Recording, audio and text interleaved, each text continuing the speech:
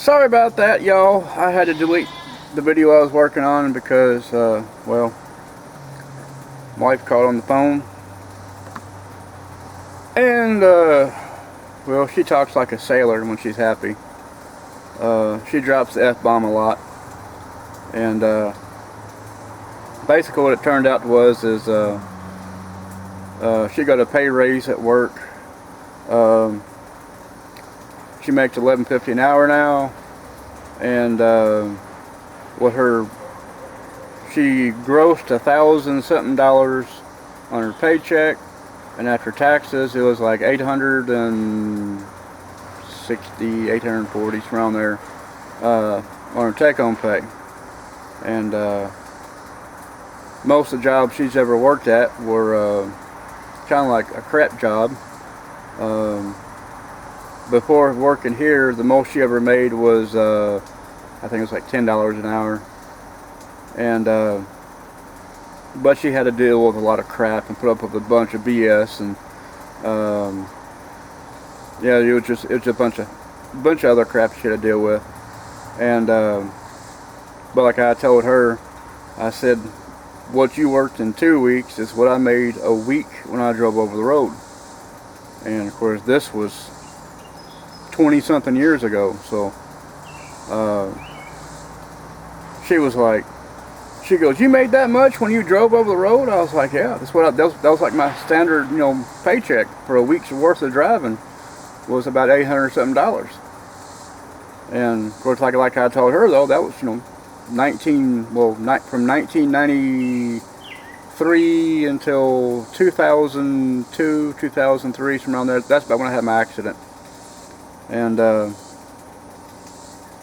but like I told her, I said, that was like my weekly paycheck almost. And of course, she, like I said, she's never made that much before and everything else, and she's excited and happy. But at the same time, she's kind of worried because of the insurance that she has. She's not for sure if after in January, if she gets to keep it, or if she has to go out and find her own insurance. So yeah, that's the joys of living moderately poor and making a decent wage. So things you gotta deal with in life, I guess. But what I was talking about beforehand is root digging, because I've dug some root. I don't have much of it. I have a few pounds, nothing major. But I'm going out after this because this heat wave we have right now is the last day is supposed to be Sunday. Monday, Tuesday, and Wednesday and Thursday is supposed to be in the low 80s. And the nighttime is supposed to be in the 60 range, 60, 70 range. So, with that being said, in the next coming week, I can get out early in the morning and not swelter like I have been these past few days with the high heat index when it's 90-something degrees at 8 o'clock in the morning. And yeah, that's my goal issue. I was going to try to have a friend of mine help me put some shelves in the shed. He really didn't want to do it. I can tell he didn't by the comments he made on Facebook. So what I'm going to do is I'm just going to get some heavy-duty plastic shelving at Rural King, put them beside the shed, and make some racks for it so I can use to dry the roots off when I put them on the shelving unit. And then on top of that, I'm probably going to get some cameras from somebody I know. I'm going to put one kind of like towards the driveway. I'm going to put one on the shed.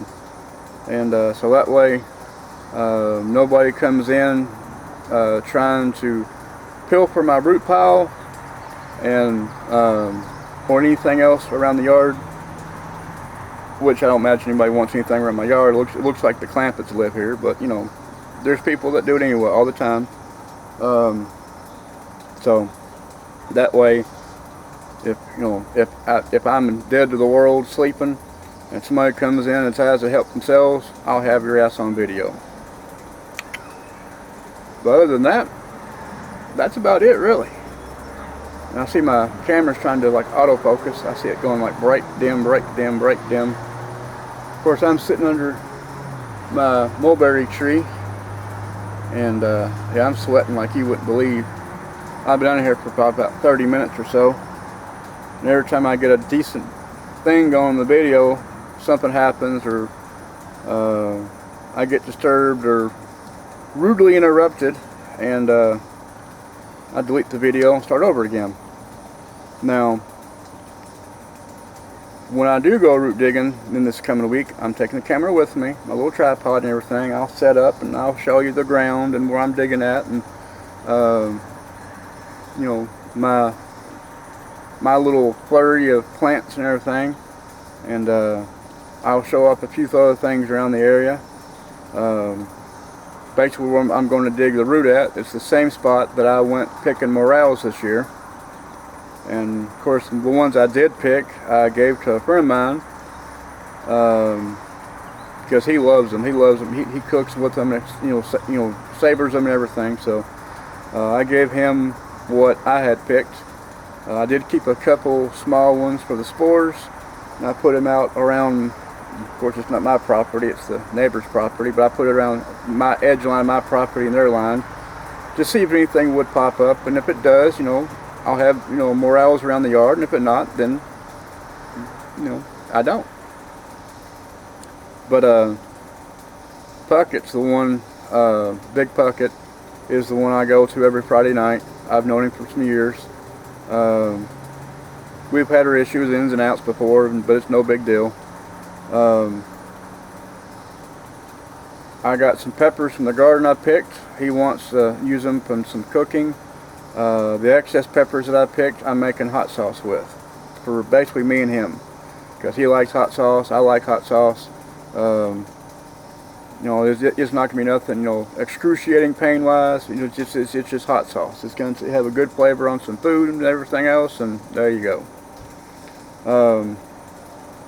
Now, I do know that in late August, early September, we're going to be on the farm in Breckinridge County working on getting ginseng. And of course, I'll be packing a pistol for my snakes out there. I don't kill black snakes, but anything looks like a copperhead, yeah, it's dead. No questions asked. So if you're a snake lover, sorry about your luck. But that's going to be in the late part of August, which is usually really hot and sticky for around here. And yeah, I'm probably going to be taking a Camelback full of ice and a little bit of Gatorade or Powerade or something, and hopefully the big old ice chunks will keep me nice and cool on my back, and I won't be dying of heat stroke, because back in 2014-15 I was out in the backfield picking blackberries with a much higher heat index than we have right now, and I got a mild case of heat stroke. So as much as I love the summertime, I have to be careful in the summertime, because after having that mild heat stroke, when I get you know, really hot, I get really nauseous, sick to my stomach, and almost in the passing out stage. And that's also why I drink a ton of this.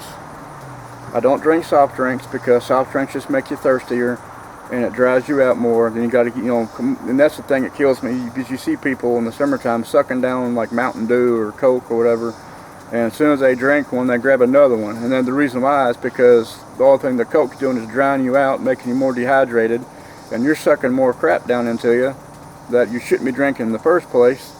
So that's why I stick with water or lemonade, and or tea. That's my three things, mainly water.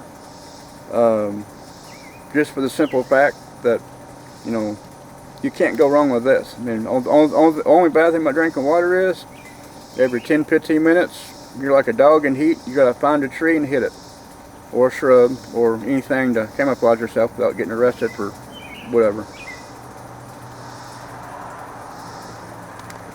Now, a lot of the berries that I did pick this year, mulberries I did great with. I got about 2 gallons of blackberry, 2 gallons of mulberry, I'm going to use probably 1 gallon of that to make some juice with. I'm going to save the other gallon size of that and use it for cobblers or things of that nature, because I like the mulberry and the cobbler because to me it's a little bit better than a blackberry. It's a lot smaller.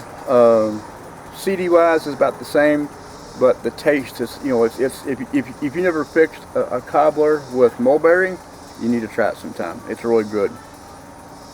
Blackberries, yeah, I kind of got screwed this year, because whenever they auction off the properties around me, like these 3 lots behind me and the 2 lots on the backside, when they auctioned all this stuff off, crew came in, where one guy came with a great big old caterpillar looking thing with a big old grinder in the front, and all the 2.5 acres of blackberries in the back, they chewed it down level with the ground. So now of course they're growing back now, but they're not producing. And now if they don't shave that backfield next year, they will produce, and I'll be able to go in there and pick blackberries again. But yeah, my blackberry patch this year, so I don't have anything blackberry. I mean, I got I got 2 gallons left over in the deep freezer from last year, and I got maybe 1/4 of a gallon in the deep freezer right now. So I'm really I'm kind of screwed for blackberries this year, because I was gonna make a bunch of juice with that. Well, I was hoping to get more than I did this year, because I was going to make juice with it, because I have a steam juicer in the green room. Now, since I don't have that many of that, like I said, I'm gonna cut my supply, in half, and use some for one and some for the other. And with the steam juice or the blackberries, the good thing about that is once you steam juice it and the juice comes out, the juice is already pasteurized. It's the steam of the hot container of the container and everything. So everything's pretty much pasteurized. And I'm just going to take that juice and I'm going to cut it in smaller vessels, and I'm going to give some to Puckett, so that way when he wants to mix some of his alcohol drinks, he can pour some blackberry juice in with his alcohol drinks, and he can have a grand old time and kick it up real good. Now I'm going to take some of the juice I have, and I'm going to cook it in the pot in the stove when it comes about Novemberish. And I'm going to make blackberry jelly with it. And it won't be jam, because jam has the chunks of blackberries and the seeds and everything else. What I'm going to be cooking is going to be nothing but juice. So when I try to cook the juice off and I put it in the pan, I do my stuff with it, it'll be jelly. Because, there's nothing in jelly but just the jelly. So that's my plans for that. Now there's a orchard down the road, next county down. Usually I get a bunch of apples from them. There's a type of apple we call Coles, which are about that big around, maybe a little bigger. They're like the runt of the apples. They're not the best, but I'm gonna use them in the steam juicer as well to get apple juice, so I can use it for apple juice, fresh apple juice, with no preservatives, no other chemicals that these other places put in their stuff. And then I'm going to use some of that apple juice to make apple jelly with. So there's a double win for me on that one. I plan on doing the same thing with some peaches. There's a peach truck that's rolling through town sometime this weekend, and I'm probably going to be picking up 2 boxes of peaches, which is about 50 pounds of peaches total. And I'm going to cut some in quarters and freeze them, and I'm going to cut the other ones and cut them in quarters and juice them.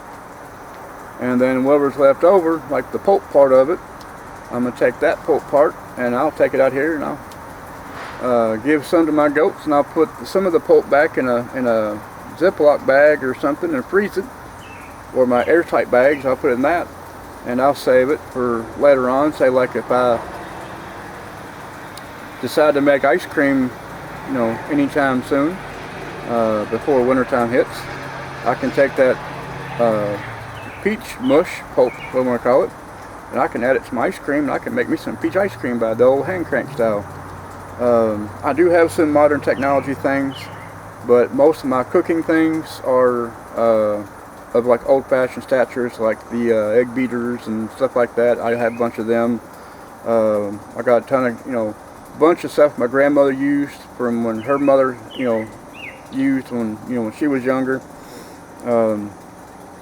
My great-grandmother died when I was in high school. I was 92 when she died. And the funny part of it was, she was 92 in 1992, and well, that was my comical things of, even though it's not funny that she died, but she died in 92 in 1992. So, but I got some of her kitchen utensil things. I use them periodically. I tell people all the time I was born 100 years too early because well, I enjoy, everything from about 1890 to about 1930. That's my timeline range. That's the area that I enjoy the most. And that's a lot of the things I have in the house are from that time period. And that's why a lot of times in the wintertime, I don't turn lights on the house. I have coal oil lamps. And I'll light a coal oil lamp. I have one with the table over here. I got one on the table in the dining room, and I got one on the side piece of between the couch and the love seat, and I got one in the kitchen. And I like coal lamps, and that's what I use for electricity. And of course, my wife gets mad because she'll come in and turn on the light switch, and I'll come behind her and I'll turn it off. And she's like, "Well, I can't see that good." I'm like, "Well, I'm half blind. I can see just fine." But that's just one of the things how I live, and eventually, now mark my word, I don't know when it's going to happen, but I'm going to get me an Amish buggy, and I'm going to get me a mule or a horse, one of the two, and I'm going to truck around like the Amish people do around here, and that's going to be my spring, summer, and fall time. That's going to be my vehicle. I love, horse and buggies. We had one on the farm a long time ago. Of course, I was real little, and that was one of the, this was, I'm going to get sidetracked here for a second about the farm thing. My grandmother, the last thing she drove was a horse and buggy. And from the time she was about 25 or 30 until the time she died in her mid to late 70s, she never drove a vehicle. She never drove a truck, never drove a car. She rode in them, but she never drove one. The last thing she drove was the wagon we had on the farm, and that was the last thing she drove before she got married. And I've always, that's always intrigued me because, she lived all through the 40s, 50s, 60s, and 70s, 80s, up into the 90s, and never drove a vehicle, never sit behind the steering wheel, nothing. Never had a driver's license. She had a personal ID, but she didn't have a driver's license. And, but yeah, it's, that's one of the things, I would love to have a horse and buggy. Yeah, they're slow. Yeah, it'll piss off everybody on the roadway, but there's no tags on a horse and buggy, so there's no county tax, there's no state tax. Excuse me. The closest thing to a mechanic is, that's my mom, put her on pause. The closest thing to a mechanic is a veterinarian person. So I mean, I would love to have a horse and buggy. Yeah, I know there's upkeep on everything, but to me that'd be perfect. I would love a horse and buggy. And this stupid auto thing, I can see it going in and out, zoom out, zoom in. Goes like it's focusing, and it's really aggravating. So if you're seeing it get bright and dark, that's my camera doing autofocus, and I'm sorry about that. But on everything else, here soon I will take you in the woods with me. And no, it won't be no hanky-panky or kinky things. It'll just be me digging some plants and some roots. And then when time comes later on towards, like I said, like in August, you'll go to the farm with me, if not sooner, because that's one of the things I plan on doing possibly, well, it'll be next weekend, is I'm going to the farm, because they go back to school in about 3 weeks, and I want to take them to the farm when it's not so heat like this. But I'm going to take them to the farm, and they can see the farmhouse and the barn and all the other buildings. And I don't know if we'll make it into the creek line. Of course, I know when they're on fall break, we'll go out there in the creek line area, because it'll be a lot colder and a lot of the things won't be around, and I won't have to worry about snakes and ticks and everything else, and all those kind of goody things. So, but next weekend my goal is to go down there and see that, they can see the farm. Of course, like I said, we won't go that far into it, but you can see the farmhouse, the barn, everything we have down there. The farmhouse is the last part of the farmhouse was built in 1870. So, and the first part of the house was built in 1840, 1850, or 60. The last part was built in 1870. So the farmhouse is still standing, as far as I know. It does need a lot of repair work done to it, but they won't do anything with it. They just basically they're just gonna let it sit, and once it falls in, which I think is stupid, but it's mostly their stuff, so I can't say anything about it. But anyway, that's the lineup that we're gonna be looking at doing here soon, and what you're gonna be seeing some of it. Of course, out there on the farm, also, I'm getting a portion of it, so I don't know what portion I'm getting, because nobody's, called a survey in. Nobody's divided anything up yet, survey-wise, so nobody knows exactly whose portion's what. But once you get out there and you see some of the things, like either this coming weekend, or next weekend, I mean, or like in late August when we're tromping around out there looking for ginseng, there's a little lizard. But you'll be able to see, where I'm going to be heading to once this place is paid off, and starting over out there, or we might just stay here and just do whatever with the property out there, use it for livestock, things of that nature. But if I do livestock, I'm definitely going to be moving out there, because I want to make sure that my stuff's being taken care of and not being whatever. But on the bright side, what you can't see is down here on the side of my yard, because there's trees and all kinds of other crap in the way. I used to have a raised bed.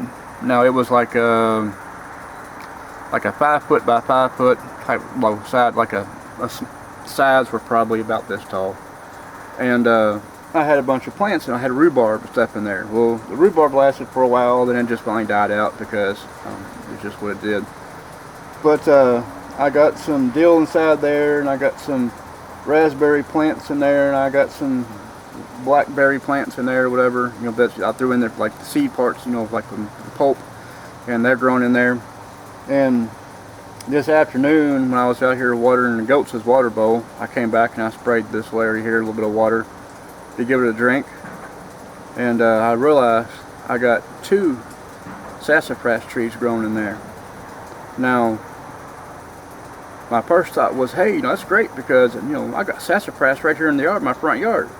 Now, thought process was going to dig it up in the fall. I thought, no, I'm just going to let it grow again until next fall, because next fall it'll be a lot bigger, the ball will be a little bit bigger, and I don't have to travel across town to dig sassafras fruit. Now, I might leave one and dig the other one, just let the other one just kind of growing up, do its thing. I'm not for sure yet, but I do have seed for sassafras in the house, and what I'm probably going to do is up here in this back corner section area where I talked about clearing this out, around through here, and getting this one tree taken out. I'm kind of holding the seed for one reason, because once this stuff here's been cleared out, I'm going to plant some of the sassafras seed back here, well, in this little clump area that you see behind.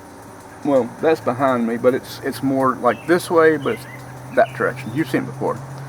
But I'm going to plant sassafras seed in there to see if they'll, tree up and do whatever, because I love sassafras tea. And unlike all these stupid government warnings Oh, if you drink sassafras tea, you get cancer. Well, it's also been said too that you got to drink 9,000 gallons of sassafras tea daily for a year before you get cancer.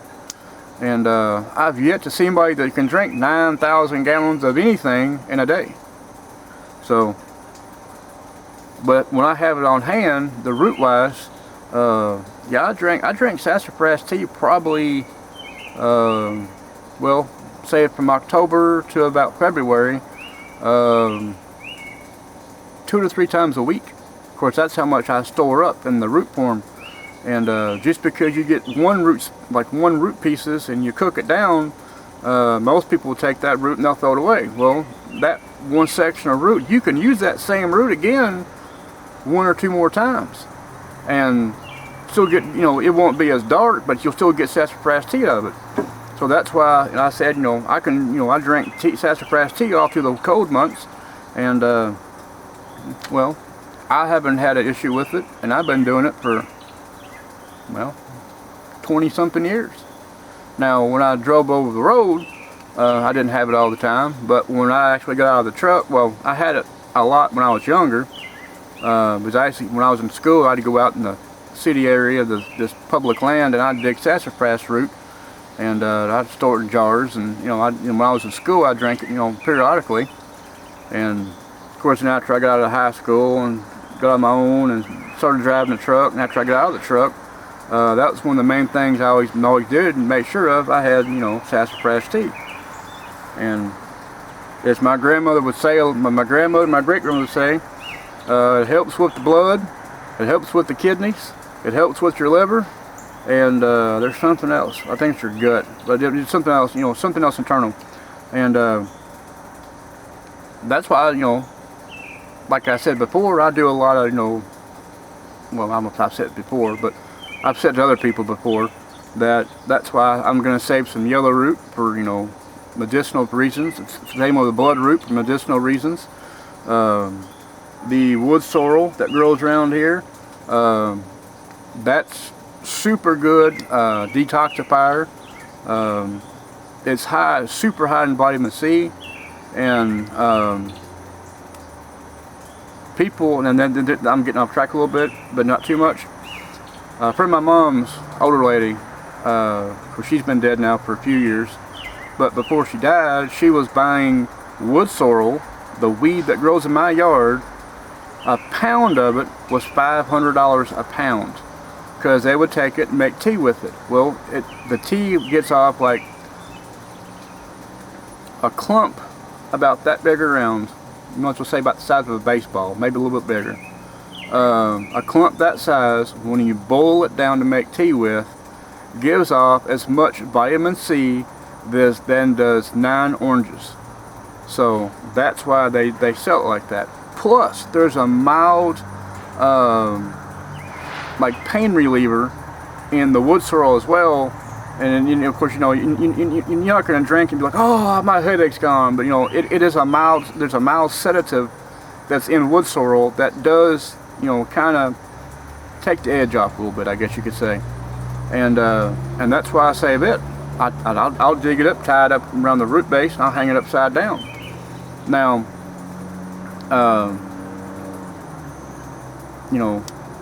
I wish I could sell it for $500 a pound, but I can't. So, but I do it for myself because I've made syrup with it, I make tea with it, and then on top of it, when we get it fresh out of the yard, when it's like this time of year, you can cut up little pieces of it, cut up a small part of the head, sprinkle it in dandelion salad, and man, I tell you what, you got it made. And that's another thing too. I don't spray my yards with chemicals like all these other people do, because I don't want weeds in my yard. Because with a dandelion, you can dig up a dandelion, take the root out, clean the root real good, cut up in little sections, and char it a certain way, and use it for making coffee. Now, it's a little bitter, but if you want coffee, there you go. People do it all the time. Well, not all the time, but people have done it all the time. The stem, kind of bitter. You don't really. I haven't really found a use for that. But the head of the flower, when it's nice and yellow before it turns into that little orange puffball you blow seeds across the yard with, when it's the yellow flower, you cut them off and you soak them and you can make like a lemonade, or you can take it a few steps farther and you can make dandelion wine with it. Now, I've never had it, I've never fixed it, but I know it's possible. I've seen it done, and we just leave it there. Now, the leaves on it, once they get pretty long, they're kind of but when the leaves are about that long, well, that's probably about 3-4 inches long, maybe up to 5 inches long. You can pick the leaves off of it, like the barb type leaves. You can pick them off, put them in your salad, wash them real good, put them in your salad, throw some malt vinegar on it, whatever, some vinegar and oil. Oh man, it's great. It's good eating. And there's all kinds of things, and that's why, my brother, when he comes, he's been here one time, and he's like, your yard looks like crap. I said, well, I eat with my yard. You eat with your yard? I said, yeah, there's a lot of stuff in my yard that grows I can eat, and it doesn't cost me a thing. And of course, he's one of those people, he pays a guy that comes in, sprays his yard and kills all the weeds, and he pays people to come mow his yard. And of course, he looks at me and he's like, he sees Jed Clampett, and I look at him and I see some spoiled rich kid that that was never a spoiled rich kid, but that's how I live. I have modern conveniences. Do I like them? Sometimes. Would I like to live without electricity? 90% of the time. The only time I would want electricity is a day like today, because I got my little AC window unit in the window over there going that keeps my room nice and cold like an icebox. Now, I will admit, when it's cold outside, like in the bedroom, cold in the bedroom, I sleep like a brick. When it's hot in the room, I just sit there and sweat, and I'm miserable, and I'm grouchy, and I'm grumpy, and the smallest little thing ticks me off, and there's fights all the time. So, on that part, 10% electricity. Other than that, that's it. Running water, there's no wells around here, nothing like that. So yeah, running water is a convenience. Once I clear out this back piece behind, or on the back side of the house over here, where the goats have been chewing out. The other day, I had my youngest son go out there with some bolt cutters, some wire cutters, and he cut all the fencing up, and most of it's loose. And we're gonna get a couple of things taken off of it. We're gonna smash all that down, compact it, all the wire, take it off to the side of the yard over here. My metal scrap pile is. It's gonna sit there till we get that hauled off, and then we're gonna start working on smoothing out the area across there. But it's kind of flat somewhat. There's little bumps in it, but nothing too major.